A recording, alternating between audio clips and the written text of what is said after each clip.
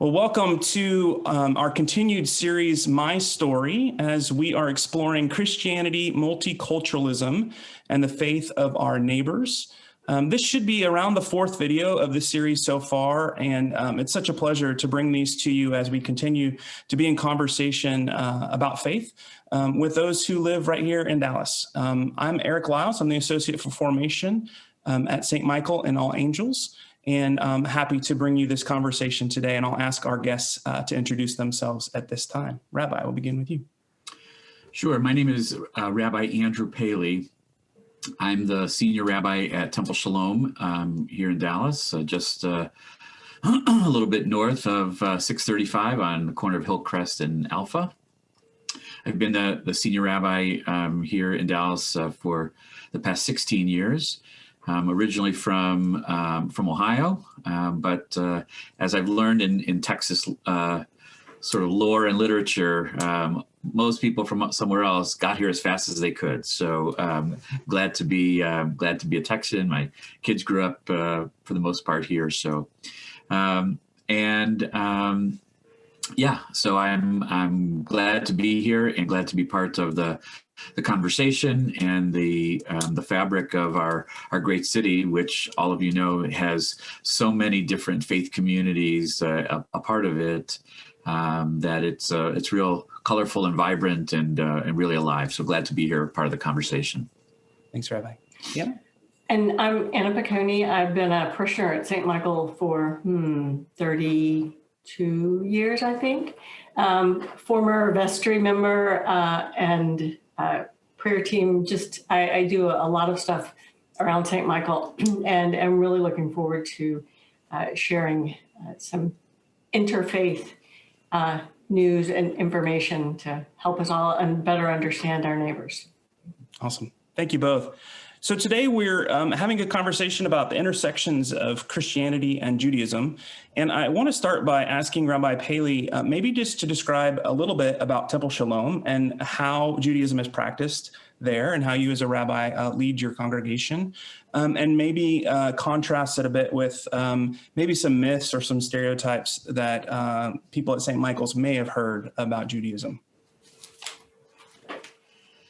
Sure. So Temple Shalom is a part of the Jewish denominational world, and we are what is described as Reform. Without the ED, we like to say that we're still in process of reforming. So Reform Judaism is the largest denominational branch in North America. There are over 900 congregations and 1.5 million members of the Reformed Jewish community. And at Temple Shalom, we're a congregation of about 700 families, something like that. That places us in kind of a mid-size congregational rank. There's just I'm the only rabbi there. I do have a music person that her title is called Cantor. She is an invested clergy person and is responsible. Think of her as the music minister or director of music or something like that. And together, she and I take care of the worship, the pastoral, all of the clergy needs of the congregation. So our worship, we like to say, is upbeat and participatory, and try to be as a welcoming and inclusive a community as we possibly can. So I'm not sure what questions or wonderings your community might have about Temple Shalom. I'm not sure how many people have been by, but we sort of pride ourselves on understanding God's word and God's description of the world in best terms in the story of Abraham at his tent in the heat of the day, where he is sitting and his tent is open on all sides. As a matter of fact, when we remodeled our our congregational building a number of years ago, we used that image as a sort of a guiding metaphor that on our corner of the city, our doors and the doors to our tent, as it were, are open on all sides and lit up at night. We hope that we would bring a little bit of hope and awareness to the possibility of shelter and safety. As a matter of fact, the name Temple Shalom was chosen deliberately as a statement of what we think our mission really is in the city and beyond, which is to be a place of shalom, which means safety and wholeness and completeness, and in many ways healing, and to be that for our families and all those who cross through our door. So the prism through which we see the world and operate is one of shalom, of welcome, and of safety and peace. So that kind of gives a little sense of who we are and what we try to do. And we could get a little bit more specific about stuff a little bit later. That's really great, Rabbi. Thank you so much. As you were speaking, I heard so many connections directly to the Episcopal Church and St. Michael and All Angels. The numbers that you gave, the mission, the focus, type of worship, so many commonalities that we share in those ways as well. I would ask you just to maybe talk briefly, because you mentioned denominations, and in the Episcopal Church, we are sort of part of the Reformed with the ED Protestant tradition, but we actually consider ourselves sort of in the middle, both historic and Catholic, capital C, and also Protestant. We kind of bridge that line a little bit, and so it's a little bit different. But I know that there are a couple other Jewish denominations, and I know that's not what you belong to, but if you just name them, maybe. Sure. I happen to be neighbors with some of your parishioners, and they're fantastic. But we also have some other Jewish communities up where we live in far north Dallas. And for those of you at St. Michael's, yes, Dallas does extend not only beyond 635, but quite a ways. And there's a lot going on up here. And one other thing I really want you to share, Rabbi Paley, is who your physical neighbors are at the corner of Hillcrest and Alpha, because I think that actually speaks to what you were just talking about with the sure. So the Jewish denominational sort of evolution real quickly has emerged out of the historic descriptor that the Bible gives us about the tribes. There were 12 of them originally. So while we like to talk about the Jewish people and the Jewish community as a sort of a monolith of sorts, just one thing, there's always been a sort of a subset of different tribal identities and so on. That's sort of filtered down throughout history. Fast forwarding thousands of years of history here for a moment, the modern denominational kind of concept and ideas didn't really come into focus until the mid 1840s, and the reforming movement began actually in Germany, where there was an experiment with Enlightenment and post-Enlightenment thinking and world, and experimentation in art and history and science and religion as well. When those leaders came over to the United States in the late 1860s, 70s or so, they brought this ideal with them to the United States, which at the time had a couple 100,000 Jews total in the 1870s. And they began to sort of create this new concept of how to practice Judaism and how to perceive a Jewish life in America. That was a brand new idea. So in 1875, that's really when the roots of Reform Judaism began. And they needed to sort of differentiate themselves from their old world counterparts and what Judaism had been sort of stifled and kind of repressive in many ways. And and they wished to distance themselves from that, which was going on in Europe almost immediately, in response to the way the reformers were sort of unfolding this Judaism. Another sort of formal branch of Judaism emerged called Orthodox. And Orthodox, by its very nature, attempts to sort of be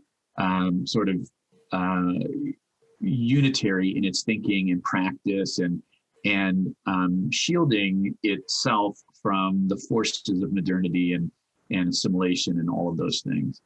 And they are still very much practicing and alive. And within a decade or so, there was an attempt to sort of bridge the two of them, where they're clearly the modernity and the post-Enlightenment world sort of took hold, and that was very appealing for the continuing message and mission of the Jewish people. And yet there were still some who longed for and hung on to sort of these old world ways, and they tried to conserve the old ways of practicing in the context and in the midst of this new world environment.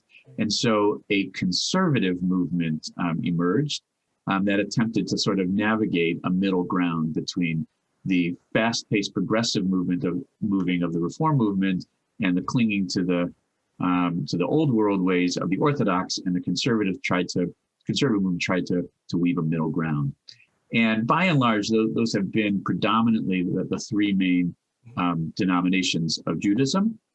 There are a couple of others that have emerged over time, and it's really the new iteration of the tribal system, just set in a different context. And for us at Temple Shalom, sitting on the corner, as I said, of Hillcrest and Alpha, we sort of invite into conversation all those who have those different approaches to life, and including within the Jewish community for sure, but also our neighbors across the street, the Greek Orthodox Church. If you go to the Greek Food Festival at all of Dallas, you probably parked in our parking lot, walked across the street. Catty corner to us, there used to be an Ethiopian Orthodox church. They're actually moving, but we were hoping that on the other corner, some church would open up and we would have the whole intersection as churches and temples, but we'll see what happens with that. So. Yeah, thank you. Thank you so much. My next question for the rabbi is going to be about Torah and reading and worship. But Anna, before I ask that, do you want to say anything? I had one point that I would hope, Rabbi, that you could expound on a little bit. One thing that I have noticed between Judaism and St. Michael and Christianity in general is we are so much more similar than we are different. And what I guess I consider sort of the pillars of Judaism include hospitality and service. And I would love for you to speak just a little bit about how that informs your worship and your activities in the outside community. Sure. So thank you for that.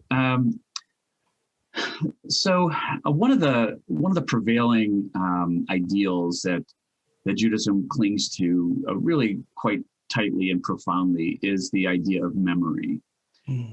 So the Bible story, as we tell it, is a family story, and as such, it really comes to inform and provide an echo throughout our daily lives that I think is rather profound.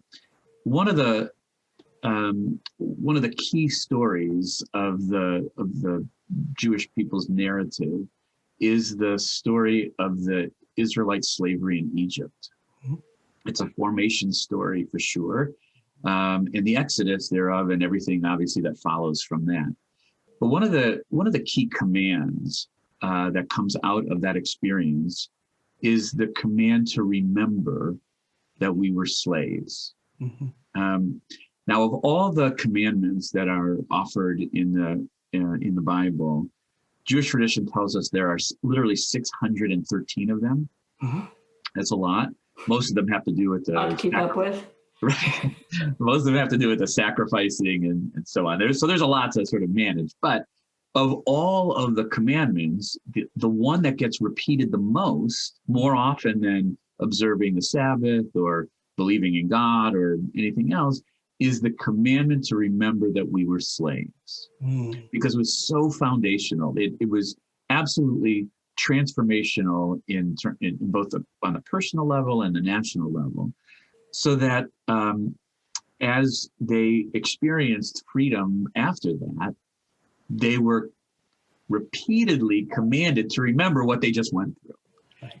Not just for the sake of remembering, because I mean that's important as well, but for the sake of making sure that that experience never happened again, both for us and for anybody else. It was so profound and so important. And it gets played out in other commandments like don't stand idly by while your neighbor bleeds, or you shall not remain indifferent, or any of those elements that speak to this. You've been changed by this experience, and you then have to make sure nothing like that happens to anybody else.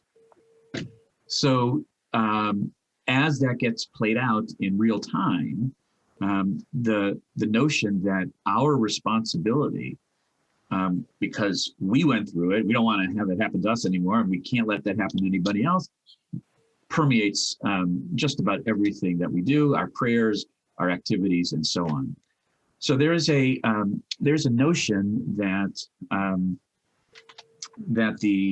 in attempting to explain all the difficulties of our world, the pain and sadness and so on, there is a theory put out many thousands of years ago that God actually created these vessels, these clay vessels that God had this idea of literally pouring God's light into these vessels and then sending them all over the world so that every part of the world would benefit from a little bit of God's light. The problem was that these vessels broke. They weren't strong enough to hold the light. They literally burst into billions and billions of pieces. And then the Jewish people's call and mission then is to put those pieces of the broken vessels back together. In Hebrew, it's called tikkun olam, the repairing of the world. And it flows from this call to remember what the feelings of brokenness and narrowness and all of that were like. And our call is to put everything back together so that the world, indeed, from that point forward, could experience God's light and presence and grace and all of that. So it's a daunting task for sure, and one we take seriously in our efforts to focus on the various needs of our community, whether hunger, poverty, home, you name it. We try to be involved in it. And the other guiding teaching that comes many centuries later is that one great sage once said that of the many societal ills that we are faced, each individual person or community, therefore, is not responsible for solving it. Mm-hmm. However, they have to try. Sure. So we take that call very seriously, and knowing that the scope and the issues that are connected to it are so complicated and so monumental, working together with those who share in that vision and that mission is absolutely critical. And so we look for partners in our community to do that work and to share in the joy of doing that and working side by side with people, just a little bit, having to do something, that you may not have solved the problem, but you contributed to the solution. And that is both the fulfillment of the commandment and putting a little piece of the broken puzzle back together, right? So it's a lot of work. It never ends, and we make progress slowly, little by little. Really great. When I was doing my field pastoral education at the hospital, preparing to be a clergy person, I did mine at a very strange place, the National Institute for Health in Bethesda. And why it's strange is, again, it's a research hospital, so very, very few people actually die there. But it was an incredible experience in that it gave me lots of different folk to interact with, of different faith traditions, and lots of things to think about. I remember having a conversation with the rabbi who oversaw those in the hospital who were of the Jewish faith. And he said something about, oh, you Christians, you pay so much attention to this little nothing book called Isaiah. We don't ever read it or whatever. And it took me a minute to sort of think through that. And because Isaiah is a very seminal book from the Hebrew Bible that influences a lot of Christian thought and idea. And so I've thought about this, and I think I mentioned this to you before, but I'm curious, when you all read through the Bible, how you go about it, and if you've got one handy you want to show us, that'd be great too. And then my follow-up question to that is going to be, what are other religious books that influence your faith, your teaching, and your worship? We use the Book of Common Prayer predominantly in the Episcopal Church, but we use other books and hymnals and things as well. So, so that's a sort of a funny answer that a person gave you. So, the Hebrew Bible is comprised of three important parts. The first part we call Torah: Genesis, Exodus, Leviticus, Numbers, Deuteronomy, and that comprises the key books of Jewish scriptural reading. Right. And so that's part one. Part two is a book called the Prophets, which Isaiah, Ezekiel, Jeremiah, the top three, right? And then there's all these smaller prophets. I feel badly, some of those, Haggai and Malachi, they don't get a lot of playtime, but still important nonetheless. Yeah. And then there's a section called the Writings, which is a kind of a catch-all of all of these books: Psalms, Proverbs, Ecclesiastes, Ruth, Song of Songs, Lamentations, and developed many years after the incident in Mount Sinai. But it's believed that the Hebrew Bible was somehow placed into its final form around the 5th century before the Common Era. And the cycle of public reading, began actually with Ezra back about mid-5th century, something like that. So the cycle actually is about Torah and reading one section a week for the entire year. So if you start at Genesis and you break it into 50, there's actually 54 Torah portions that have to be squeezed into a 52-week year. It's a complicated calculation. Thank goodness I don't have to do that. It's all done for me now. But the Hebrew calendar is a strange calendar that is both a part solar, part lunar. It's 322 days, and sometimes you have to add a whole other month to make it come out right, and it's complicated. Anyway, it's like our day for Easter. We have the hardest time figuring out when that is. The joke, of course, in the Jewish community is that because the calendaring is so strange, it has to, the Hebrew calendar has to be calculated and tweaked 7 different times in a 19-year period. And that used to be done. I used to have this book on my desk, and you have to look it up. Now, if you're interested, hebcal.com does the whole thing for you. Very simple. But anyway, so one portion every week, essentially. Mm-hmm. Now, along with that, there is a reading from the Book of the Prophets that's connected to the Torah reading each week. Now, scholars believe it has actually something to do with the Maccabees story in the book of Maccabees, which, by the way, is not in the Hebrew Bible, describing the holiday of Hanukkah. But it's believed that when Antiochus Epiphanes IV was who was the ruler at the time, forbade the study of Torah and wanted everybody to give up their religious practices for Greek way of life and all of that. It was believed that people would still gather together sort of in secret, and they said to each other, well, we can't study Torah, but what if we scanned our vast knowledge of the prophets and picked those sections of the prophets that reminded us of the Torah portion? Sure. And they would sort of be reading Torah without it. And it stuck. And we believe that that's been going on since then. So to say that we don't read Isaiah is not entirely accurate.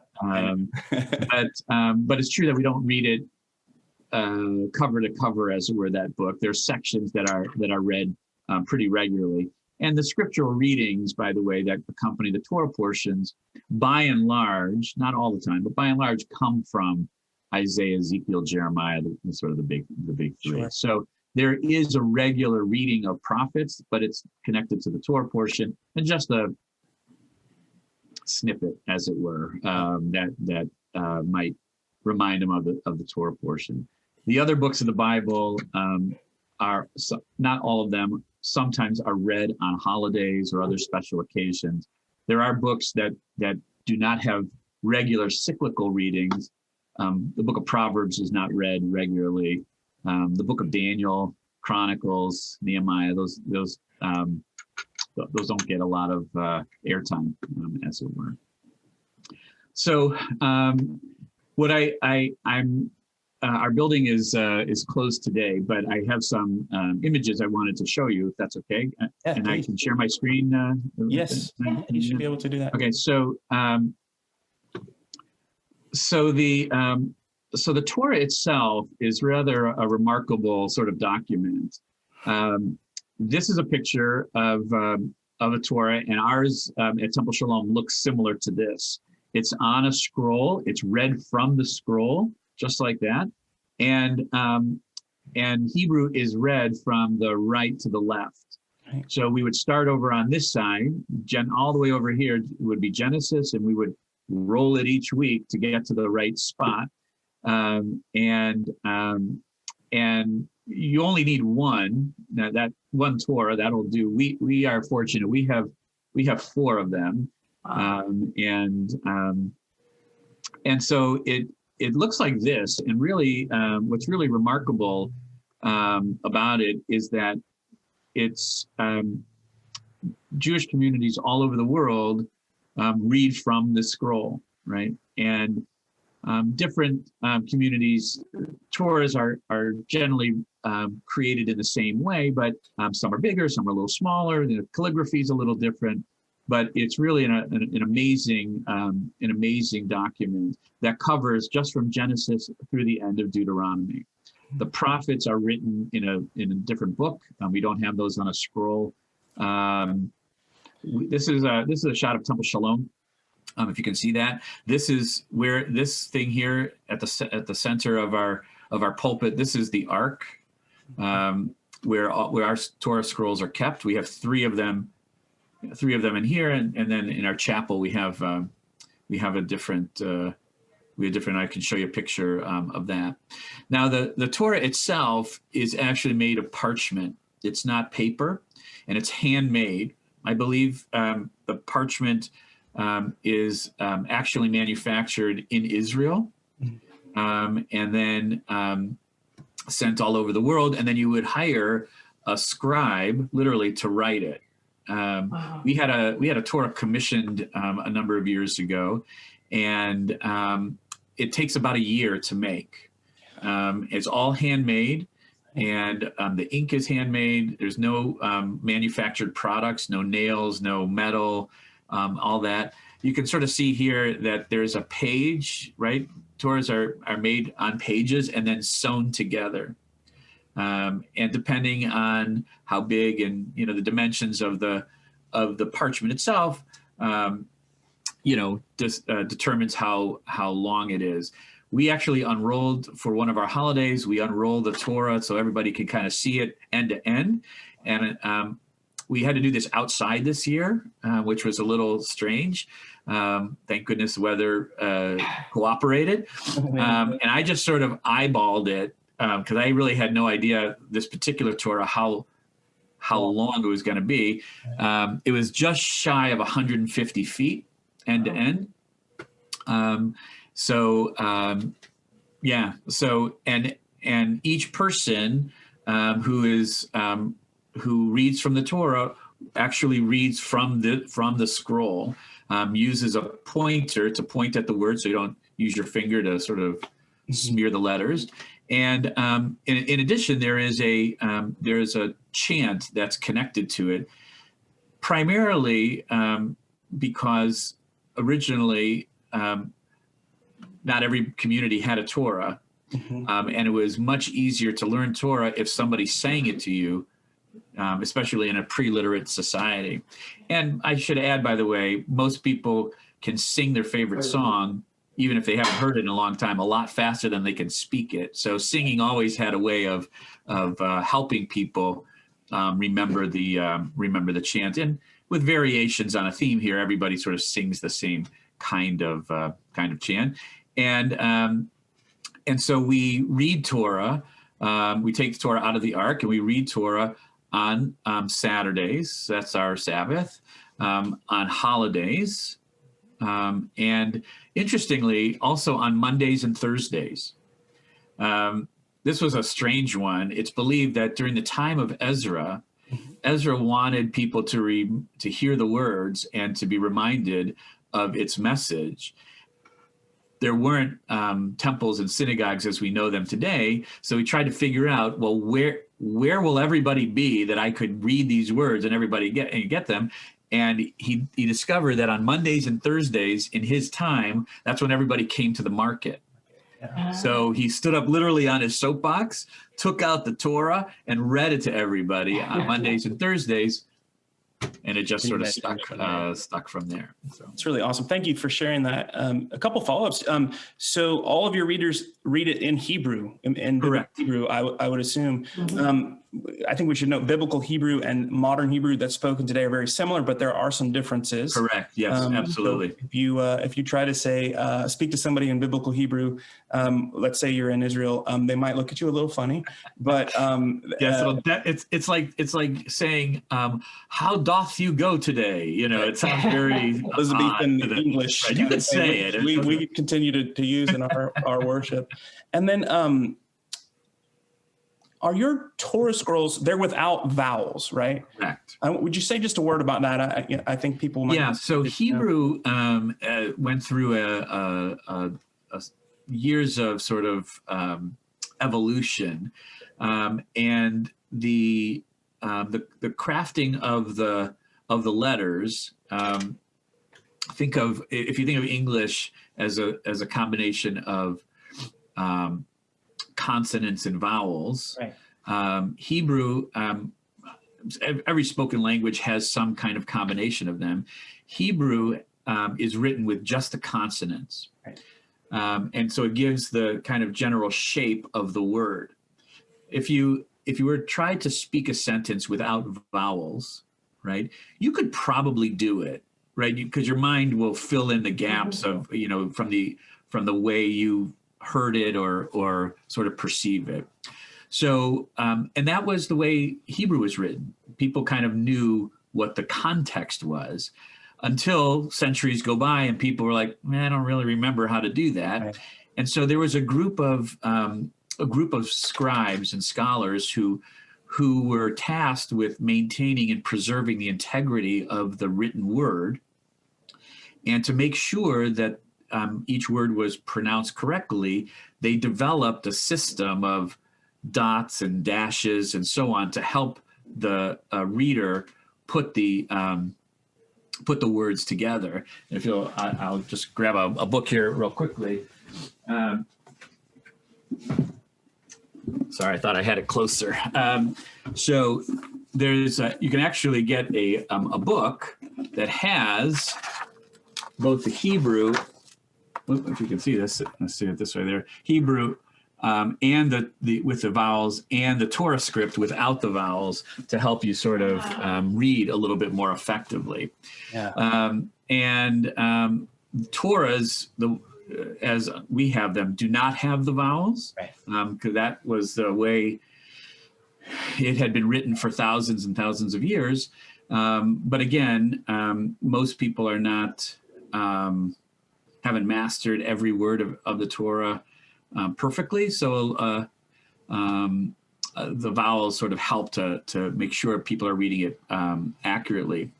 There's an edition of the Hebrew Bible called the Jerusalem Bible that in the margins, the editors of this went through and noted every time there was a little bit of a scribal difference between the way the word is traditionally pronounced and the way the word is historically written.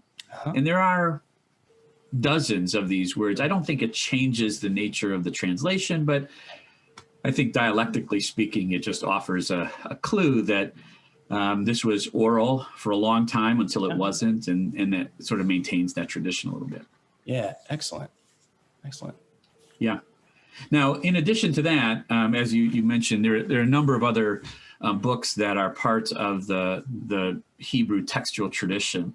Think of the Torah as the Constitution, if you will, preserved, and there's no editing the Torah, right? It's ensconced in that bulletproof thing with the glass, and you can't no changing to it. However, the problem with the biblical text, as you are well aware, there are some peculiarities and some ambiguities. Like, what did that mean? I urge everybody to read Genesis chapter 4 in the Cain and Abel story. It's the classic one, and if you have an English translation, depending on your translation, when Cain and Abel, when they offer their sacrifices, and Cain gets upset, right, that his sacrifice wasn't accepted by God, and he gets angry at Abel, right, and the English translation says, and Cain said to Abel, and I have a translation that literally has an ellipse, ... and then Cain kills Abel. Oh, wow. Like, wait, what? What happened? What did he say? What's going on here, right? So that little ellipse sort of, is that a scribal tradition? Did something get left out? Did they forget? Who knows? So, the text is full of peculiarities like that. So Judaism has two main additional texts that are really important.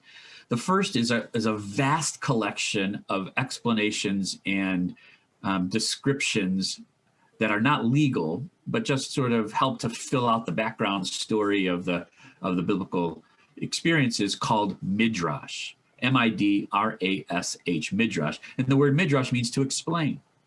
So there are several passages on this Cain and Abel story, like, well, they were arguing like brothers do, and one said this and one said that, and they got into a fight, and boom, So, and the midrash helps to sort of just kind of explain in some way what's happening in the biblical story without setting a legal explanation. There's lots and lots of stories like that. I love the midrash about Abram's father, who was an idol maker. Yeah, like, how did Abraham get to be so great? Like, what was the big deal about him, right? Yeah. Abraham, well, his father Terach was an idol, right? Left Abraham alone in the store. Chaos broke out. One idol chopped up all the others, and So, it's really that's a good one. Right. Yeah. So the other is what the other main legal work is something called Talmud. Mm-hmm. Talmud is the Hebrew word for study, and it is a massive collection of legal material trying to distill from the Torah what are the practical applications of all of the commandments. Mm-hmm. It is extensive and covers a period of time from the first to the 7th centuries. And think of it as compendium of all of the Supreme Court justices who ever lived having discussions about law. And somehow some guy figured out how to organize it all. It's incredibly complicated, massive in its scope, but pure genius in its final conclusions and the manner by which they argue about what is the law or the propriety of that and so on. So beyond the Torah, right? You got to certainly learn that. There's all this other material that has to be, well, it doesn't have to be learned, but it's at our fingertips to sort of enhance Jewish practice, Jewish life, and all of that. And that's not even getting into the prayer books and all of that stuff. So. Right. Tons of stuff in the library, I'm sure. Right. I sort of wondered, like if you had a printed collection of Talmud, I mean, would it fit on shelves in one room? So depending on the edition, the classic collection of Talmud is 63 volumes. Wow. Now there are English translations to that. The Talmud is written actually in Aramaic, right. The commentary and all of that. I have the one set of Talmud that I have is about 80 volumes. It's just massive. I mean, it's just so, and there's one guy who tried to do it all in English. I don't think he's quite done yet, but it's a lot. It's definitely a lot. And in seminary, we studied a lot of it, and sure. It is the Talmud really becomes the place where practical Jewish life is sort of played out, right? Yeah. Mm-hmm. Case law is where things happen. It's fun to talk about the Constitution, but its application is done sort of at a lower level. That's right. Good. Yeah. Anna, other questions? Yeah, I've noticed as Rabbi, as you're speaking about Judaism, so much of it is wrapped around tradition, and the same with the Episcopal Church. I mean, we try to change anything in the Episcopal Church. It's like, no, it's the way we've always done it. And not that that's bad or good, it's just, it is. And one of the things that I so appreciate about Judaism and the Episcopal Church is the way in which we approach death. And I think the Judaism has death covered better than just about anybody because there's a set time and a way in which grieving and mourning is approached. Right. So I would love for you to talk a little bit about that because so often I hear other people who are not familiar with it wonder, what is that and why are they doing it? Yeah, thanks for saying that. So Judaism, I like to believe is ultimately pragmatic and is designed to be lived out on earth in real time with real people. So when it comes to death and mourning, Judaism is immensely not only pragmatic but sort of psychologically sound. The practice is when a person dies, Judaism requires a burial to be as soon as possible, ideally within 48 hours, and that goes back many years to the idea that you wanted to preserve the sanctity of the holy vessel that held the Holy Spirit, and you didn't want people desecrating the body, you didn't want people robbing the graves, you didn't want any of that sort of nonsense. So, it was an act of compassion to take care of the deceased in their final moments. Right. So when it comes to the details of the deceased, everything happens in a compressed time frame, in order not only that the deceased are given the most honorable,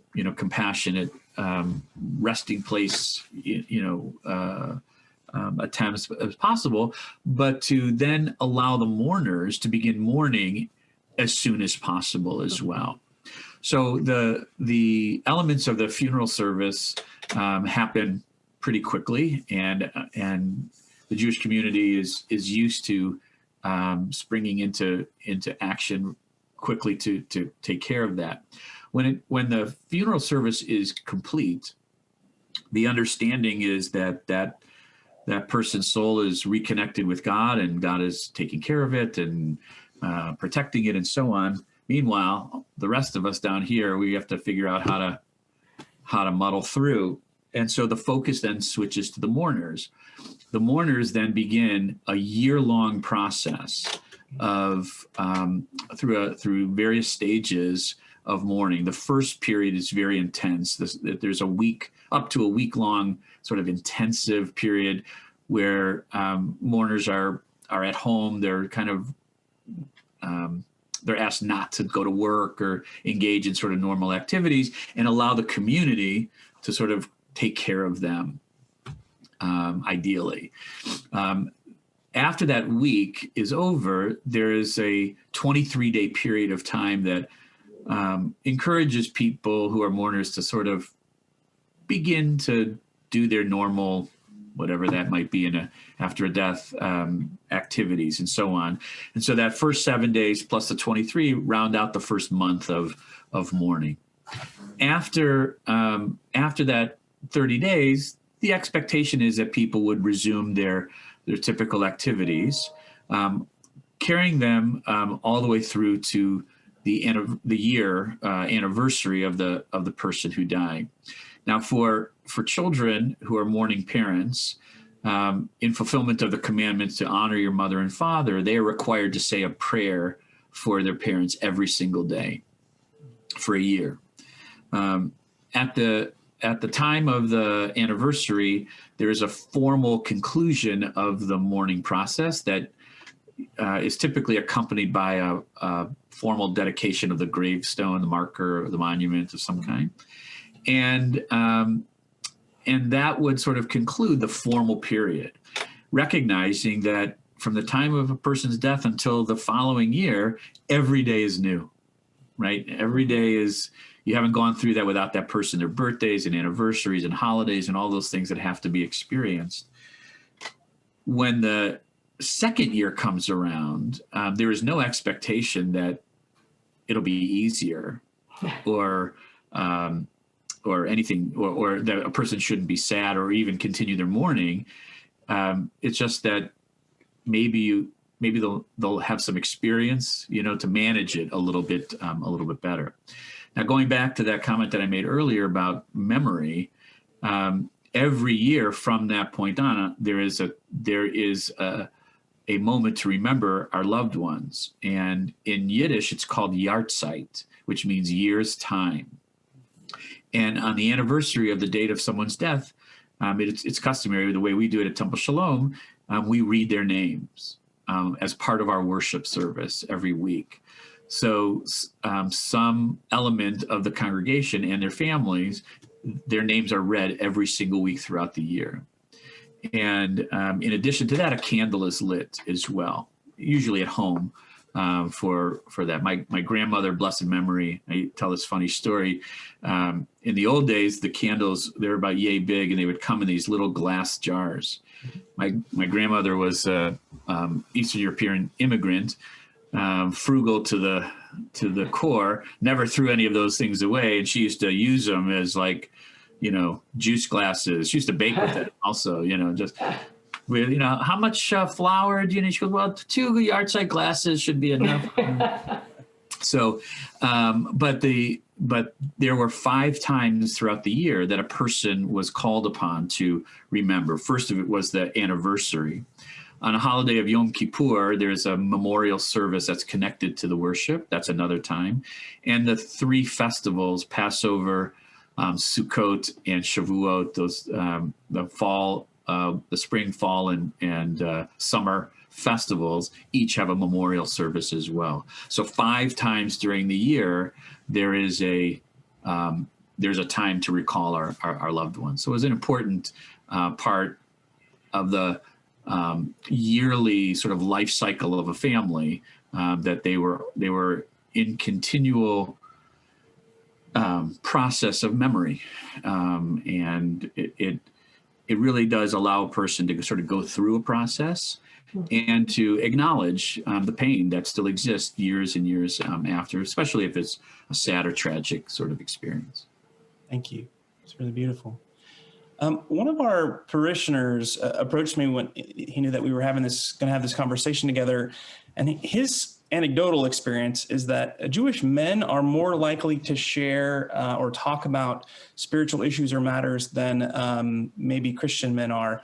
I don't know if that's true or not, but I wanted to ask if you had any insight into that. Perhaps there's a way in which you all are formed in your faith that gives permission, or maybe it's a generational thing. I'm not really sure, but Yeah. I'd love to know if you have any insights. Yeah, it's such an interesting question. I'm not sure I see that in my Temple Shalom. And there's nothing specific about the teachings or something that I think would lend itself necessarily to that. As a matter of fact, in terms of sort of leadership and involvement, at least Temple Shalom often skews. There are more women in those roles than there are men. That may just be a time factor or something. I'm not exactly sure, but part of the I think part of the dynamic that leads to that is the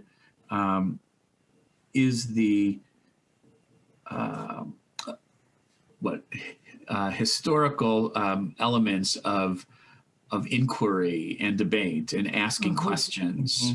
That is very much a part of Jewish tradition. Now, in the Reform movement, for example, there were only men rabbis until 1972. Right. So men in leadership positions, for sure, that was sort of exclusive. And so the example that people had up until 1972 was, if you wanted to be a religious person, you had to be a man. Right. Thank goodness that's changed. So the Reform movement was the first of the Jewish denominations to welcome women into the ranks of the clergy and the cantors, the musical people, as well. So there may be some residue of that as well, that there was only men for a long period of time, and then this inquiry of Jewish text and Jewish analysis. I should make mention, of course, that the ancient text, the Midrash, the Talmud, all those conversations, with rare exception, were men.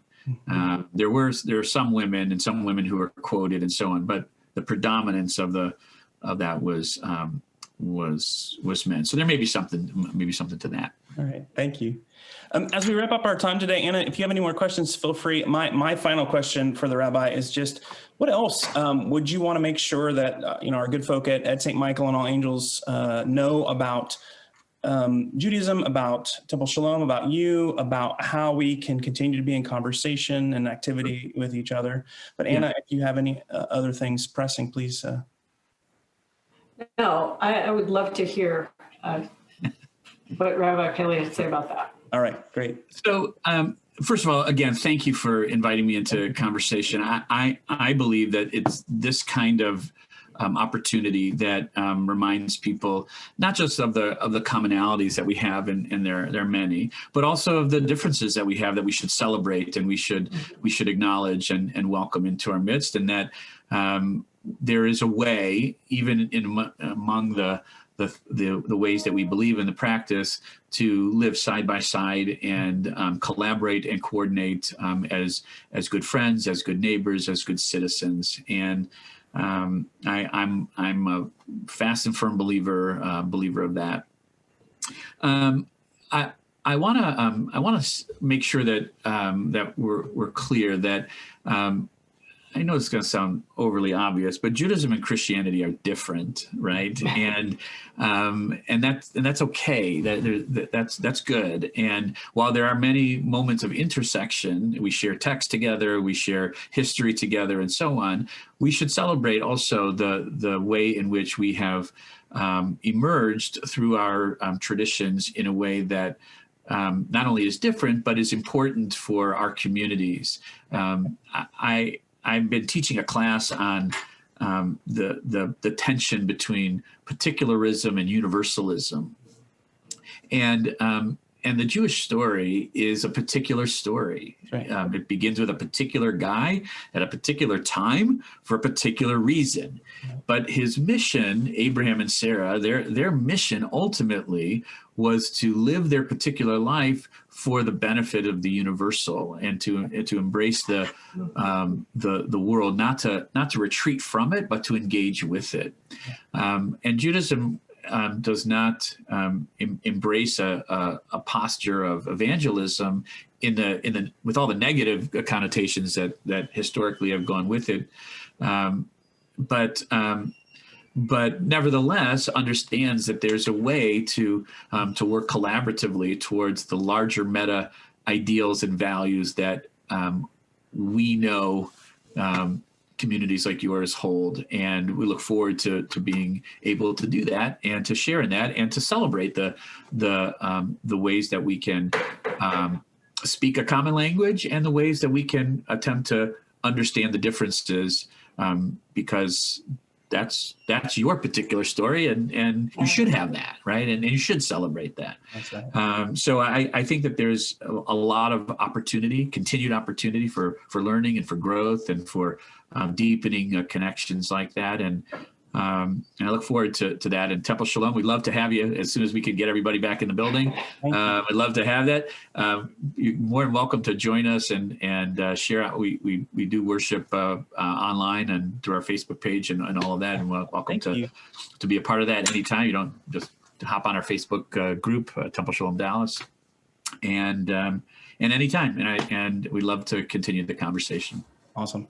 Rabbi Paley, thank you so much. Anna, thank you so much for being here. This has been a real gift, and we look forward to continuing the conversation.